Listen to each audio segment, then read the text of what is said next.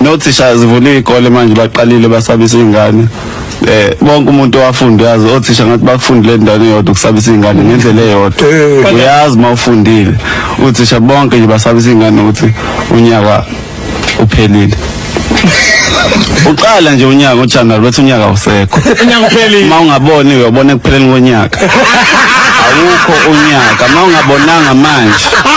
Unyaka awukho nje. Into ekuthunya uJanuary angubali ku-register late vele kuvulwe late uthi February wesiqedela uregister abanye bethola nezincwadi awukho February uMarch ke uMarch siyavala uApril sibuya late futhi silungiselela manje uJune uMay nama holiday indaba kaMay uJune siyavala ngawo sivule late ngoJuly masibuya sibuya nawo August kuyabanda futhi ngoJuly yabanda ngoJuly sizama manje ukulungiselela itrial nangu ulokhuzo uSeptember sesiyabhala vele itrial sabuya siyamaka sesilungiselela qalwa ukubhala ngoOctober November bhala angubali November uDecember indaba yokubhala ngawo unyaka awukho angazi kufundwa nini kanti unyaka nje awukho unyaka